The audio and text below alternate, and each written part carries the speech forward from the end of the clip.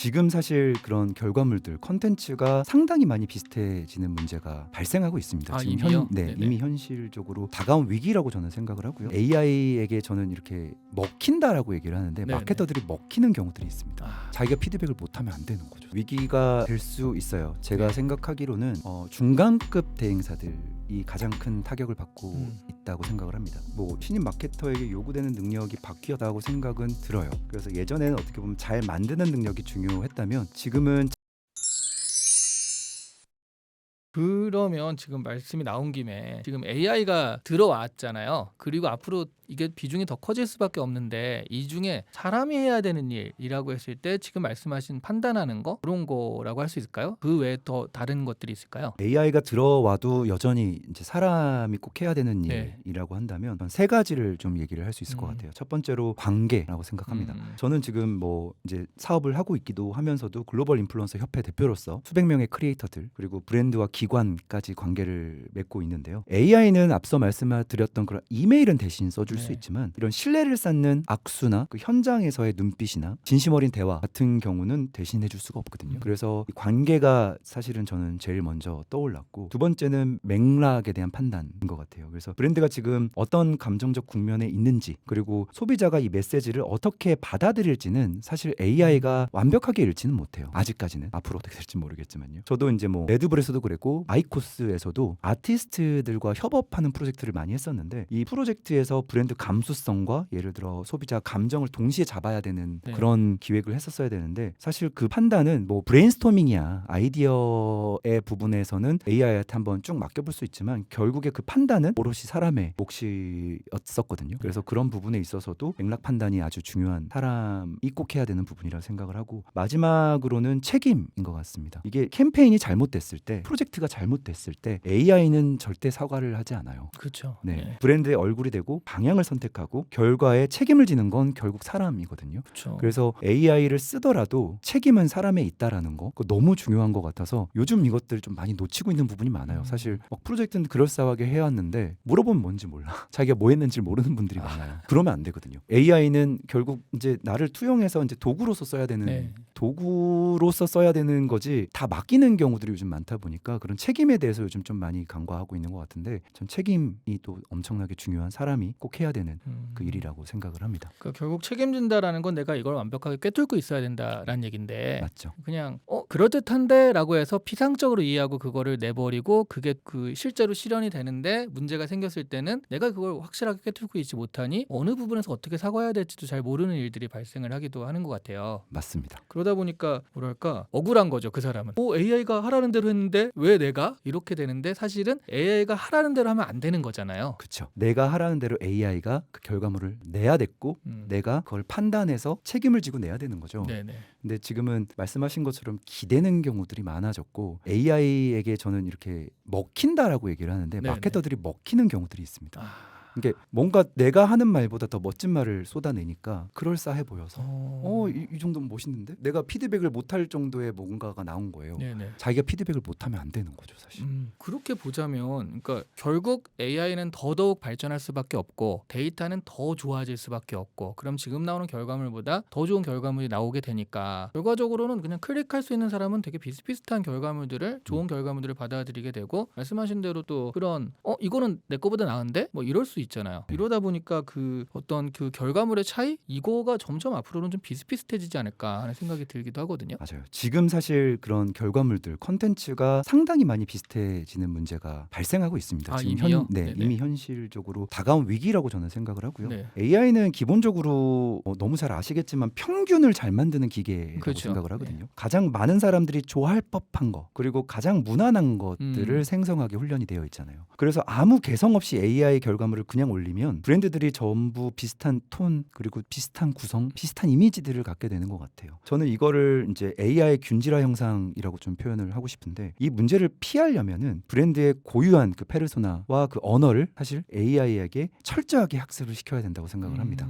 그리고 소중한 습관 같은 경우에도 저희가 브랜드 스토리가 있고 타깃 고객의 언어 그리고 저희 철학 있는데 그것들을 계속해서 이제 AI에게 학습을 시키고 있고 그 학습이 제대로 됐는지 계속해서 물어보고 확답을 받아보면서 쓰고 있거든요. 즉 AI는 도구고 그리고 그 도구에 어떤 색을 입히느냐는 여전히 사람의 몫이라고 생각을 해요. 그래서 앞으로는 이제 컨텐츠 경쟁력이라고 한다면 AI를 잘 쓰는 게 아니라 AI에게 우리 브랜드를 얼마나 잘 가르치냐라는 걸로 갈리지 않을까라는 생각이 듭니다. 이 콘텐츠가 좀 비슷해지는 문제는 사실은 우리만의 주장, 관점, 기조, 스토리, 톤 이런 것들을 가지고서 다른 차별점을 낼 수밖에 없다라고 생각할 수 있는 거네요. 맞습니다. 정확한 네. 말씀이신 것 같아요. 그러면 가령 마케터 입장에서는 나는 이제 한 10년 해가지고 나만의 어떤 마케팅적 관점과 그리고 차별 포인트도 있고 이렇게 하면 먹힌다라는 자기 나름의 노하우도 있는 사람이라면 그거를 살짝 넣어가지고 다른 결과물을 만들 수 있잖아요. 그렇죠. 근데 신입 마케터 같은 경우에는 자기도 막 이제 오니까 근데 사실 요즘에 신입을 안 뽑는다는 말도 많은데 그러면 10년, 20년 있다가는 그냥 아예 없어지는 단종되는 거잖아요. 그냥. 네. 그러면 안 되니까 신입 마케터도 이제 뽑긴 뽑아야 될 거고 그랬을 때 신입 마케터 입장에서는 어떤 능력이 요구된다라고 할 수 있을까요? 어떤 걸 가져야 될까요? 네, 신입 마케터 AI 때문에라도 신입 마케터에게 요구되는 능력이 바뀌었다고 생각은 들어요. 네. 그래서 예전에는 어떻게 보면 잘 만드는 능력이 중요했다면 지금은 잘 시키는 능력이 중요해진 것 같거든요. 그래서 프롬프트 엔지니어링이라는 말도 있는데 쉽게 말해서 AI에게 좋은 질문을 던지는 능력이 필요한 거죠. 그 질문의 수준이 결과물을 사실 지금 좌지우지하는 결정을 하고 있는 거니까요. 그리고 저는 이제 마케팅은 툴이 아니라 사고 방식이라고 생각을 하는데 AI 툴을 얼마나 아느냐보다 사실 소비자를 얼마나 깊게 이해하고 브랜드의 본질을 얼마나 명확하게 좀 정의할 수 있느냐가 신입 마케터로서는 좀 경쟁력이 아닐까라는 생각이 들어요. 그래서 거기에 더해서 이제 뭐 데이터 리터러시라고 하는데 즉 숫자를 읽고 이야기로 번역하는 능력도 필수가 됐기 때문에 그런 것까지도 사실 좀 갖춰서 도전을 해야 되는 시기가 아닌가라는 생각이 듭니다. 근데 어떻게 보면 전 지금 저희 소중한 습관은 계속해서 신입들만 뽑고 있거든요. 네. 경력자가 잘 안 들어오는 것도 사실인데 어쩔 수 없이. 네, 그래서 이제 근데 경력자들은 사실 원래 자기들이 가지고 있었던 그 경험을 네. 그 경력에 녹여서 쓰는 분들이고 그래서 이제 많은 연봉들 책정이 되고 하는 건데 사실 이제 그 많은 어떻게 보면 경험의 일부가 데이터가 돼서 일단 AI에 녹아져 있는 부분들이 있기 때문에 네. 그것들을 잘 시키는 능력만 있다면 사실 신입 마케터도 충분히 그 경력자들보다 어떻게 보면 더 우위에 있을 수 있지 않는 시기가 되지 않았나. 이게 경력자들이 장점도 있고 단점이 있다면 자기가 경험해 온 것들에 대한 그 무게가 있기 때문에 쉽게 잘 변화하지 못해요. 네. 전문 용어로 곤조라고 하죠. 곤조. 그렇죠. 네. 나름의 그 뼈대가 그렇게 세워져 있기 때문인데 네. 요즘은 그 뼈대만 고집할 수 없는 정도로 하루가 다르게 계속 변화하고 있잖아요. 트렌드도 이렇게 빨리 변하는 시대를 살아본 적이 없어요. 그렇죠. 네. 밈도 뭐 하루아침에 생겼다 없어지고 그러면 그 곤조라고 할 수 있는 그 경험들이 오히려 독이 될 수 있는 시기라고도 네. 생각이 됩니다. 그래서 저도 여기 뭐 커피가 있는데 이 커피잔에 지금 이 정도의 커피가 차여 있다면 내일 갑자기 여기 커피잔에 오렌지 주스를 넣어야 된다라고 치면 사실 이 커피잔에 있는 걸 일단 버리고 씻은 다음에 넣어야 된단 말이에요. 네. 근데 자기께 그렇게 쉽게 안 버려져요. 근데 이제 신입들은 이제 자기께 맨 처음에 막 만들어지지 않은 어떻게 보면 좀 백지 상태의 깨끗한 병이다 보니까 그런 것들을 버리고 다시 채우는 것들을 조금만 훈련만 시켜도 빠르게 따라오거든요. 그래서 그런 부분에서 유연성이 신입이 조금 더 있지 않나라는 생각입니다. 요즘 기업에서 유행하는 것 중에 하나가 언러닝이거든요. 내가 알았던 것을 그게 이제 반드시 맞는 것은 아니다라고 해서 버릴 수 있는 거. 언러닝 그다음에 리러닝 다시 배우고 이런 과정들을 중간 관리자 같은 그 기업 교육에서는 많이 하고 있습니다. 지금 말씀하신 게 그렇다면 신입은 언러닝 과정이 필요가 없고 바로 리러닝으로 들어가니까 훨씬 더 효율적일 수도 있다. 네. 오히려 경쟁력이 될 수도 있다라는 말씀이시네요. 네, 맞습니다. 진짜 그게 맞아요. 너무 빨리 바뀌니까.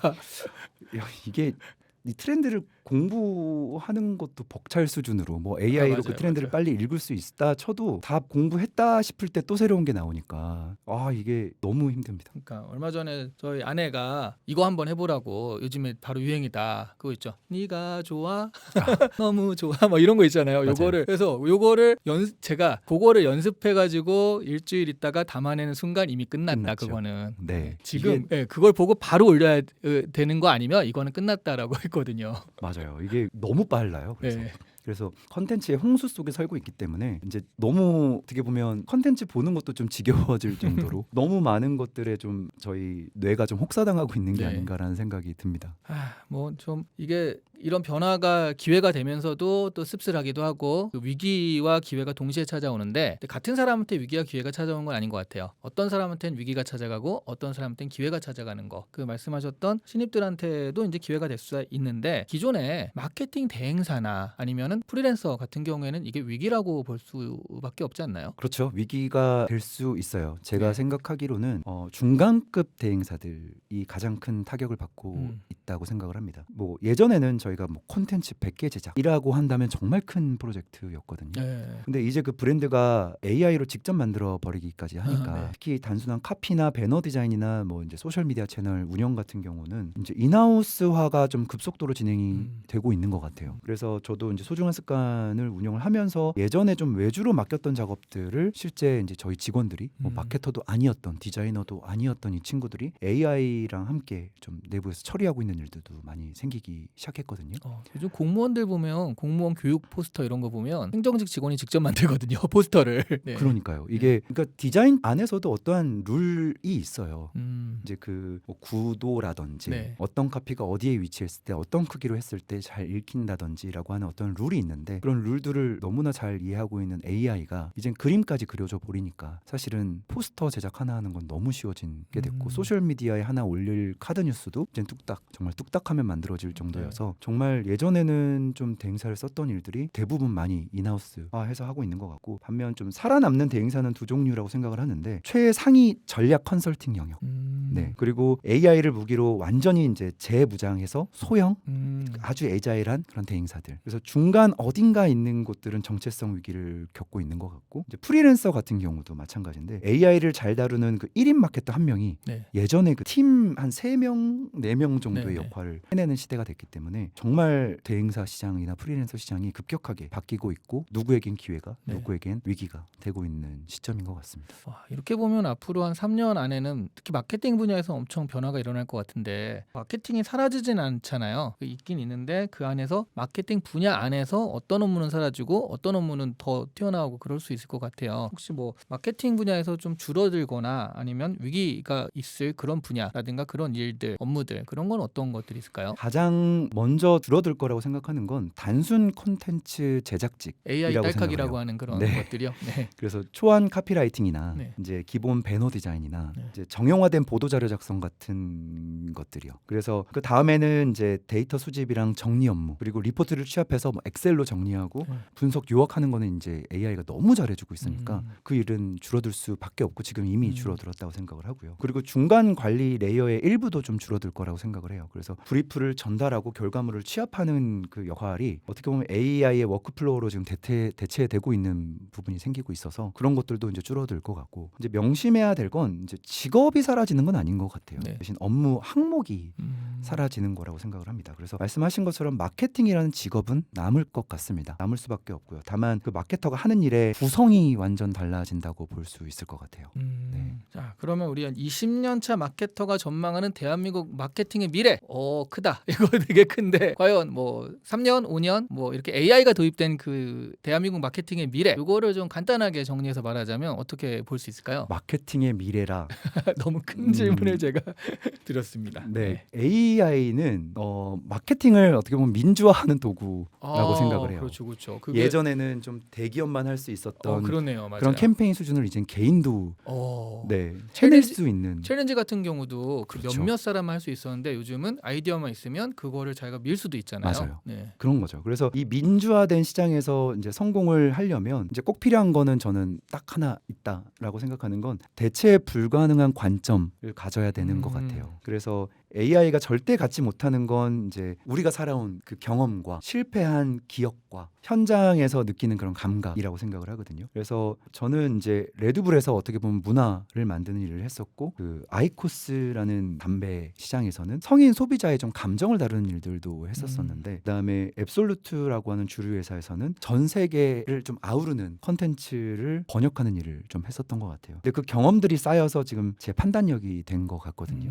그래서 제가 드릴 수 있는 이야기는 AI를 절대 두려워하지 말고 AI보다 더 좋은 질문을 하는 사람이 돼야 된다라고 생각을 해요. 그래서 더 날카로운 인사이트, 그리고 더 깊은 공감 능력, 그리고 브랜드와 사람을 연결하는 진심, 그게 이제 AI 시대의 마케터가 지녀야 할 진짜 무기가 아닌가 생각을 해서 AI 시대의 마케팅 직무에서는 꼭 이런 것들이 필요하지 않을까라고 생각을 합니다. 어떻게 생각하면 이제 사람에 대한 이해라고 그 말씀을 정리할 수 있을 것 같은데, 예를 들어 얘가 얘를 때렸어. 그러면 AI가 보기에는 얘가 얘를 때린 사건만 있는 거고, 그걸 법적으로 뭐 아니면 다른 여러 가지 적으로 이렇게 분석할 수는 있겠지만, 근데 사람이 보기에는 왜 때렸을까? 얘가 얘를 질투하고 있구나. 이런 거 어디 나온 게 아니니까. 많이 담겨 있죠. 사람의 네. 언어와 행동 하나에는 네. 그 단순 표면화된 걸로만 느낄 수 없는 많은 감정선들도 있고 그 전에 쌓여 있었던 많은 경험들이 또 이렇게 표출된 걸 수도 있고 하다 보니까 네. 사람에 대한 이해는 그 단순히 어떠한 글로서만 되는 건 아닌 것 같아서 네, 그런 인간적인 것들은 저희가 좀 챙겨가야 되는 것 그렇죠. 같아요. 예전에 한 100여 년 전에 헨리 포드가 그 포드 자동차를 만들 때도 그런 얘기를 했어요. 그러니까 95%의 사람은 아무 얘기도 안 하고 있고 5%의 사람만 피드백을 한다. 우리가 자동차를 만들 때 5%에 휘둘리면 안 된다라는 거죠. 95%의 사람도 분명히 뭐가 있지만 5%의 사람은 피드백을 할 정도면 굉장히 취향이 디테일한 사람들이다. 그러니까 여기에 맞춰주다 보면 95%의 이 큰 맥락을 놓치게 되니까 너무 이런 피드백에 휘둘리지 말고 그들에게 필요한 걸 우리가 공급하자라고 하면서 포드T를 생산을 했더라고요. 그러니까 왜냐하면 그 AI는 이렇게 누군가 표출한 것들만 보게 되니까, 데이터로 있는 것들만 보게 되니까 오히려 5%에 맞출 수 있는 확률도 높아지는 거잖아요. 그렇죠. 아무 얘기 안 한 95%는 데이터가 없는 거니까 그거를 우리가 보면서 아 실제로 느낌이 이렇구나 하면서 우리가 잡아야 되는 그 인간에 대한 이해라는 게 마케팅에선 그런 면으로 표출되는 게 아닌가 싶기도 맞아요. 하네요. 그래서 그 인간미가 없는 마케팅 산물들을 보면 요즘 불편한 골짜기라는 얘기 많이 하잖아요. 네네. 아직도 그게 있거든요. 네. 그래서 대기업이 AI를 써서 광고를 한다거나 누가 봐도 AI 스크립트로 뭔가 만들어진 것들을 보면 불편해요. 그리고 그것들에 대한 거부 반응까지 지금 생기고 있는 중이라서 앞으로 더더욱 AI 시대 때문에라도 인간성, 인간미에 대해서 그 감정에 대해서 더 다뤄지는 시대가 되지 않을까 싶어요. AI 자체를 공부하는 것도 좋지만 오히려 인문학이라든가 심리 이런 걸 파는 게 또 마케터한테는 필요한 일이 되겠다 싶기도 하네요. 그러네요. 그런 쪽에서 사실 글로 표현할 수 있는 것들을 AI에도 넣을 수 있다라면 좋을 것 같네요. 알겠습니다. 자, 오늘 그 마케팅 관련해서 그 마케팅 분야 대한민국 최고 전문가를 모시고 같이 이야기를 좀 들어봤는데 오늘 어떠셨는지 좀 정리를 한번 해주시죠. 저도 이렇게 얘기를 하면서 이제 얘기를 하면서 제 귀가 듣고 있는 거죠. 네. 이렇게 많이 AI가 이 짧은 시간 안에 침투해 왔고 이제는 없이는 못 사는 수준이 됐구나 라는 거에 정말 많이 놀라고 있고요. 스스로 지금 말하면서 지금 말하면서요. 그리고 최근에 그런 일이 있었거든요. 요즘 GPT도 그렇고요. 네. 뭐 이런 AI 서비스가 가끔 오류가 나서 닫히는 경우들이 있습니다. 네네, 서비스. 맞아요. 그럼 일도 멈춰요.